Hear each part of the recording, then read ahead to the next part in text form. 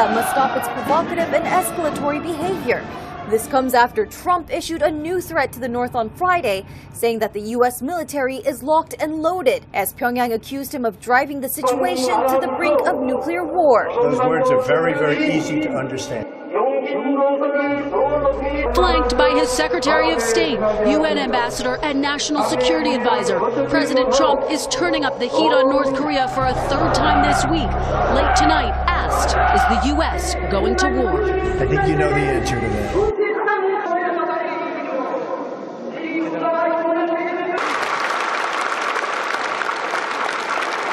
지금 우리 500만 청년들은 참된 삼각 선물로서 우리 자주권에 대한 난폭한 침해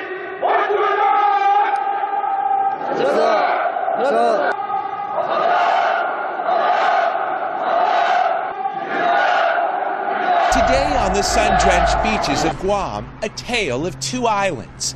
Tourists enjoying vacation, while Homeland Security officials issue stark warnings.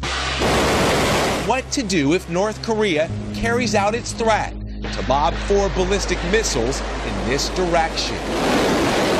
In the event of a missile attack, do not look at the flash or fireball. It can blind you. Take cover under a concrete structure or below ground. Lie flat on the ground and cover your head. It could take 30 seconds or more for the blast wave to hit.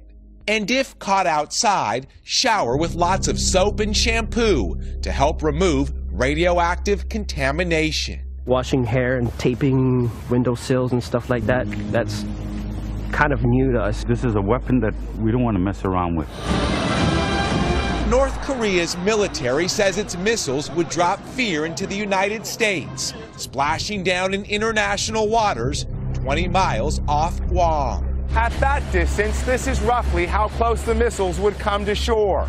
Guam is still visible on the horizon. It's roughly a 20-minute boat ride back to land. These 15 sirens, all at low-lying areas, would warn the public of an imminent threat. Not far from the sands where families frolic, B-1 bombers sit ready to launch.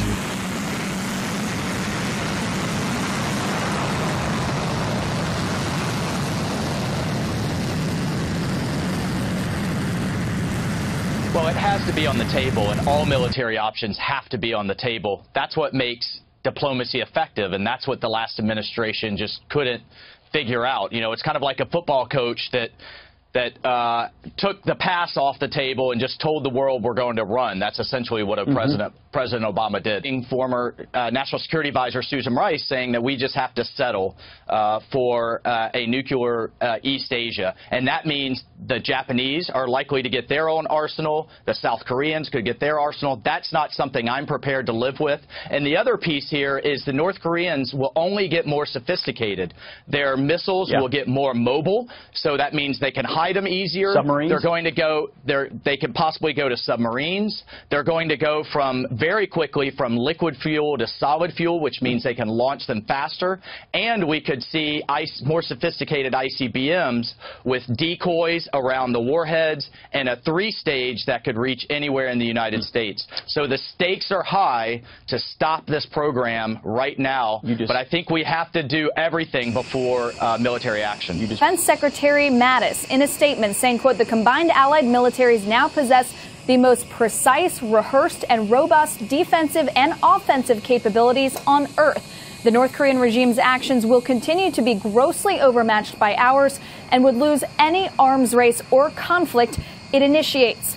Other cabinet members have sought a reassuring tone. The vice president tweeting that the president has no higher priority than the safety and security of the U.S. Meanwhile, Secretary of State Rex Tillerson, who is still seeking a diplomatic fix, defended the president's comments as a simpler overture that Kim Jong-un could understand. Well, a missile test that fell 30 or 40 kilometers from Guam would be a pretty serious provocation on the part of the North Koreans. They haven't done anything close to that. I mean, they can test a missile that has the capability of reaching Guam, and that's not surprising because the North Koreans, and this goes back to pre-nuclear days, their goal has always been to put the American forces, which are potentially available to intervene in the case of a crisis on the Korean Peninsula at risk. That means U.S. bases in Guam, in Japan, and obviously in South Korea as well. There's nothing new about that. I think we have to be careful, though, about how we respond to the kind of rhetoric the North Koreans put out there. I mean, look, this kind of belligerency and bellicosity is nothing new.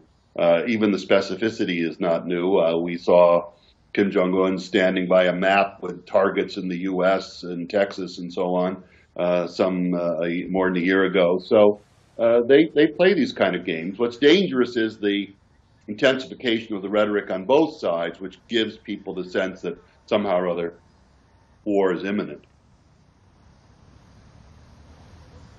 Daniel, what do you think about the fact that North Korea still left some room, saying that the military will be ready for this kind of strike by mid-August, but it will be waiting for Kim Jong-un to make the final decision on whether to go ahead or not with this strike?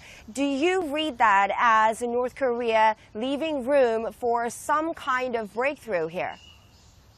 Well, I don't know about breakthrough, but I think the North Koreans have left open the door to negotiation. The North Korean foreign minister's statement at the recent ASEAN meeting certainly suggested that. I also noted the release of the Canadian hostage to the Canadian government.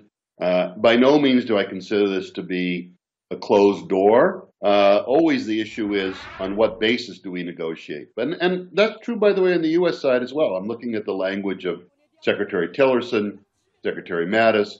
All of them refer to the possibility of diplomatic negotiations. So again, I don't think we're sitting here on the verge of war.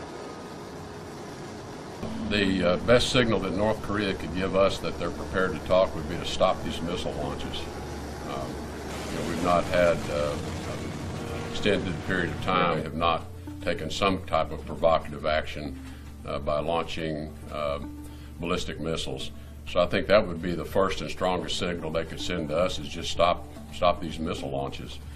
Obviously, we have other means of communication open to them to certainly hear from them if they have a desire to want to talk.